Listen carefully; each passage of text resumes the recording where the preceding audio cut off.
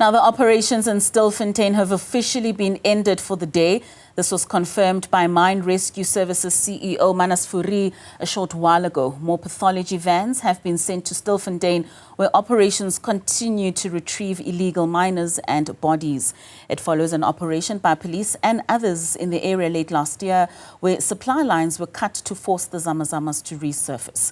Ziniko Mhlaba is live in the northwest town with the latest. Ziniko, very good evening to you. It's been a very long day, but yet a fruitful one with regards to the retrievals. And I mean, the acting Northwest Police Commissioner just gave us those final numbers there, but also spoke about the volunteers who assisted in the operation and saying that it was the volunteers that confirmed that there are no more bodies or people who are alive down in those shafts, and that only mop-up operations that will be led by themselves under the guidance of mine experts tomorrow can confirm this.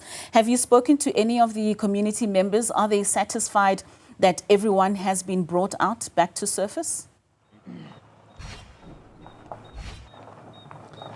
Katlego, I'm joined by one of those community members who have been at the forefront of ensuring that they are mobilizing the community, but also act as a liaising team as a community activist when it comes to the operations headed by law enforcement agencies and the community themselves. So we were all surprised when we got the news as members of the media about the immediate halting or the ending of these operations here at Shaft in 11. Let me bring in Mr. Mzukisi Jem just to get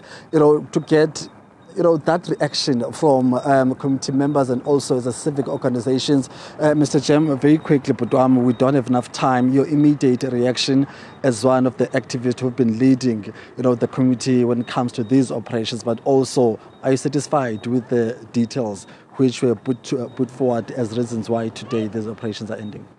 Well, we are fine because it's based on what is happening underground. So we do not have a choice but to accept it because we are told there is nothing left underground.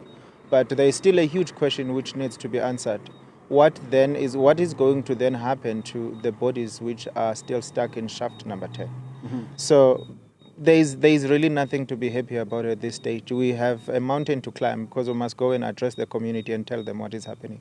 I mean, talking about addressing the community, what are your frustrations, what are your concerns, and what are your fears? Because community members now will want answers in terms of what will happen then to those who could not be retrieved.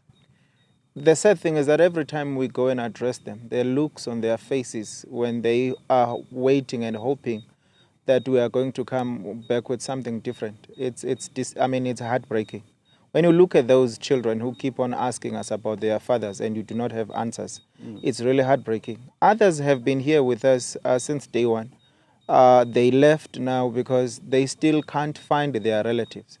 So the whole thing, it's really heartbreaking and it's difficult on our shoulders, but it's a load that we must carry as Sanko, unfortunately. I mean, what's going to happen now at these open shafts, shaft number 11, shaft number 10? What's going to happen and how is it going to be managed that the illegal miners do not return back to the shaft? Is there clarity amongst yourself as stakeholders in this operation in terms of what will happen now that the cops will be leaving? What we're calling for, what has to happen urgently, it's a stakeholder engagement between SAPS, DMRE and ourselves, so that then we collectively agree on a way forward. Because what led to the disaster that happened here is this thing of having your own separate stakeholders who are not really relevant stakeholders.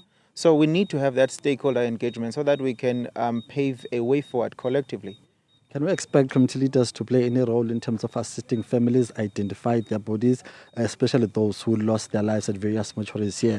What role are you going to play at that particular stage or phase of these operations? We have to respect the families and give them a space, but as and when they request us to accompany them, we will go to those mortuaries and identify those bodies with them. But the most difficult part is that most of the bodies have decomposed. So it's going to be a really daunting task to even identify those bodies. So, but we'll go through the community, we'll go through this together with the community. But we feel that as Sanko, this was not supposed to happen. This could have been prevented.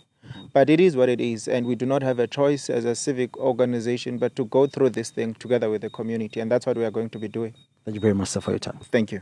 Thank you very much, Katlego. That's Mr. Mzukusi Chem, spokesperson of Sanko here in the Northwest Province. So the experts came through. They spent 3 days here at Shaftney number 11. And of course, we can confirm that from their efforts, 78 bodies were retrieved and just over 245 individuals were retrieved alive. That's where we leave it for tonight. We will see tomorrow whether the operations will continue should there be any individuals who are identified underground.